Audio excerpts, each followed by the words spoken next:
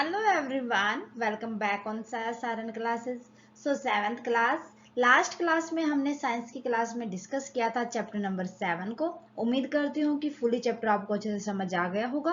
फिर भी कोई डाउट था तो मुझे कमेंट करके बता सकते हैं आप। अगर आपने अभी तक वो क्लास देखी ही नहीं है तो फटाफट से प्लेलिस्ट में जाके देख लें, क्योंकि मैंने चैप्टर वाइज अलग अलग प्लेलिस्ट बना रखी है। सो आज हम डिस्कस करेंगे chapter number 8, winds, storm and cyclone. आज की क्लास में हम डिस्कस करने वाले हैं विंड्स के बारे में कि मीनिंग क्या होता है विंड का, एंड हम एक्सपेरिमेंट पढ़ेंगे एयर एक्सर्ट प्रेशर कि एयर किस तरीके से प्रेशर को एक्सर्ट करती है, वो देखते हैं। सबसे पहले बात करते हैं मीनिंग ऑफ विंड। भाई विंड का मतलब क्या होता है? मूविंग एयर, एयर का मूव करना विंड कहलाता है। जो हवा होती है वो एक जगह से दूसरी जगह जाती है, वो विंड कहलाती है। ठीक है, सो हमें मतलब पता चल गया कि एयर का मूविंग, किसकी मूविंग यहां पर बात की गई है? एयर की बात की गई। भाई एयर क्या कहता है कि जो एयर एक जगह से दूसरी जगह पर गई वो हमने बता दिया उसको, वो तो विंड है। किस तरीके से? भाई प्रेशराइज किया है ना। अब मान लो तेज हवा चल रही है, विंड तेज है। आपने देखा होगा कि आपकी नोटबुक है, आपकी नोटबुक के जो पेजेस है, इस साइड से अगर हवा आएगी तो इस साइड वो टर्न करते जाएंगे due to the air pressure. Air का प्रेशर है। तेज हवा चल रही है, आप साइकिल चला रहे हो, जिस साइड से हवा आ रही है अगर आप उसके अपोजिट में जाओगे तो आप पीछे की तरफ जाओगे, अगर सेम साइड जाओगे तो आप आगे की तरफ धकोगे। ठीक है, आपका साइकिल चलाने में कम जोर लगेगा। तो वो होता है ड्यू टू प्रेशर, क्योंकि एयर क्या करती है? प्रेशराइज करती है। भाई इस चीज को समझते हैं हम। हमारी बुक के अंदर एक एक्सपेरिमेंट दे रखा है एयर एक्सर्ट प्रेशर, कि किस तरीके से एयर प्रेशर को एक्सर्ट करती है। उसके लिए ली हमने एक टीन कैन ली, उसके अंदर हमने हॉट वाटर डाल दिया। उसके बाद हमने उसको पानी के उसके ऊपर ठंडा पानी डाल दिया, हॉट वाटर को निकाल दिया, देन उसके बाद हमने उसके ऊपर ठंडा पानी डाल दिया। और देखोगे कि आप उसकी कैन की शेप चेंज हो जाती है। क्यों? गर्म पानी था कैन के अंदर, गर्म पानी के ऊपर स्टीम आई, स्टीम के अंदर वाटर वेपर्स बने। जो वाटर वेपर्स बने उसके अंदर एयर का प्रेजेंस कम थी, जो एयर का प्रेशर था वो कम हो जाता है गर्म पानी के अंदर।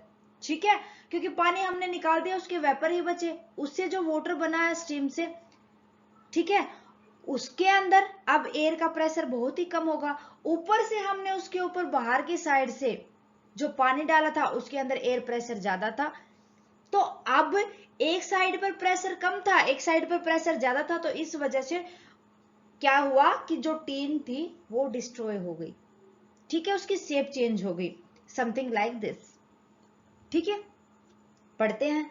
अ tin can filled with hot water get destroyed when place under running water because steam condenses back into water.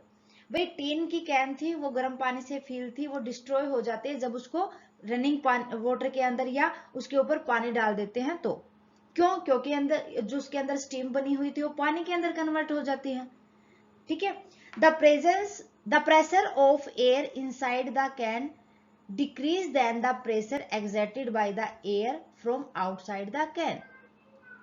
यहां पर जो प्रेशर है एयर का इनसाइड द कैन वो कम है due to outside pressure, air pressure. As a result the can get compressed. Result यही हुआ, जो कैन थी वो कंप्रेस्ड हो गई, मीन्स आप देखा ना शेप चेंज हो गई। ठीक है, वो इकट्ठा हो जाती है समथिंग। ओके, उसके बाद in an anemometer moving air exert pressure on the bowl, hence this indicate the direction of wind। Means यहां पर हम ये देखते हैं कि जो हमारी विंड है वो किस डायरेक्शन में जा रही है।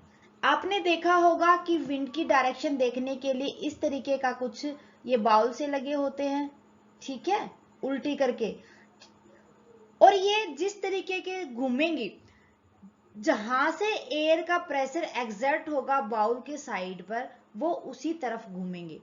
ठीक है, तो उससे पता चल जाता है कि वाइंड किस डायरेक्शन में है। ये देखिए ना आपने, हवा जिस तरीके से बाउल के अंदर की तरफ जाएगी तो इनको ये घुमाएगी, मूविंग करवाएगी। तो जो मूविंग करवाएगी, जिस डायरेक्शन में मूविंग करेंगे मीन्स एयर उसी साइड की है। ठीक है, वो डायरेक्शन बता देते हैं कि विंड किस साइड की है। नेक्स्ट देखो, high speed winds are always accompanied by reduced air pressure. जितनी हाई स्पीड विंड होगी उतना ही प्रेशर कम होगा। ठीक है, एयर प्रेशर जितनी कम विंड होगी उतना ही ज्यादा होगा, और जितनी ज्यादा विंड होगी, स्पीड ज्यादा होगी विंड की, उसमें एयर प्रेशर उतना ही रिड्यूस करेगा। ये याद रखनी है आपको बात। A paper ball acquires zigzag motion and does not go into a bottle when air is blow on it to force it into the bottle। इस एक्सपेरिमेंट के अंदर हम देखेंगे कि हमने एक बोतल के अंदर एयर डाल दिया, हवा भर दी, ठीक है, या ये लगा लो कि हमने बोतल को सिंपली रख दिया, उसके ऊपर एक न्यूज़पेपर या कागज पेपर, किसी भी पेपर का एक बोल बना के उसके ऊपर रख दी। जैसे ही हम दबाएंगे उस बोतल को, जो कागज की गेंद थी वो दूर जाएगी। ठीक है, कब जाएगी? जब हमने उसको दबाया, मीन्स वहां से एयर का प्रेशर बना, एयर ने फोर्स किया बोतल के अंदर से, और जो न्यूज़पेपर की या जो पेपर की बोल थी वो बाहर की तरफ चली गई। अगर हम उसके ऊपर कोई भी एयर प्रेशर नहीं बनने देते, बोतल को एज इट इज रहने देते हैं, तो उस बॉल के ऊपर कोई भी फर्क नहीं पड़ता। ठीक है, जब उसको हम दबाएंगे तभी वो बॉल दूर जाके पड़ेगी। नेक्स्ट देखो, the balloon move toward each other when air is blow between them. भाई आपने दो बैलून लिए, उनको एक साथ लेके आए, वो बैलून एक दूसरे को दूर फेंकेंगे। ठीक है, मूव टुवर्ड ईच अदर। ये कंडीशन होती है जब हमने उसकी हवा बाहर निकाली।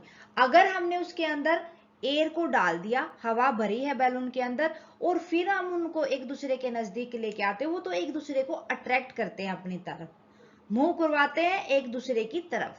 ठीक है, क्योंकि जो एयर का प्रेशर है वो एक दूसरे को अपनी तरफ खींचेगा। अगर हमने उसको छोड़ दिया तो वो एक दूसरे से दूर जाते हैं। ठीक है, क्लियर है? नेक्स्ट देखो, the strip of paper lift when air is blow over it. हमने एक कागज का स्ट्रिप ली और उसको छोड़ दिया, एयर चल रही थी तब। ठीक है, हमने देखा कि हवा थोड़ी सी ज्यादा है तो हमने उसको छोड़ दिया, तो उसी साइड जाएगी जिस डायरेक्शन में एयर का ब्लो होगा। क्लियर है? Air move from high air pressure region to low air pressure region. भाई जो हाई एयर प्रेशर होता है उससे लो प्रेशर की तरफ जाती है एयर। ये एयर हो गई, ये जाएगी लो एयर प्रेशर की तरफ, हाई टू लो होगा। The greater the difference in air pressure the faster the air move. जो एयर प्रेशर है उनके बीच में डिफरेंसेस ज्यादा होता है, और जो एयर है वो ज्यादा तेजी के साथ चलती है, मूव करती है। एयर प्रेशर तो डिफरेंसेस ज्यादा लेके आएगा, क्योंकि जो एयर मूव कर रही है वो यहां पर ज्यादा स्पीड के साथ कर रही है। क्लियर है? ओके, सो पता चल गया फाइंड मीनिंग क्या है, और उसको किस तरीके से हमने प्रेजेंट किया कि वो एयर प्रेशर, जो एयर प्रेशर को कंप्रेस करती है, मींस एग्जर्ट करती है। ठीक है, आज के लिए बस इतना ही। उम्मीद करती हूँ आपको अच्छे से समझ आ गया होगा। कहीं भी कोई भी डाउट है तो मुझे कमेंट करके बता सकते हो। स्टूडेंट्स, मिलते हैं नेक्स्ट क्लास में। आज की क्लास कैसी लगी मुझे कमेंट करके बताएं। अच्छी लगे तो प्लीज लाइक और अदर स्टूडेंट के साथ ज्यादा से ज्यादा शेयर करें।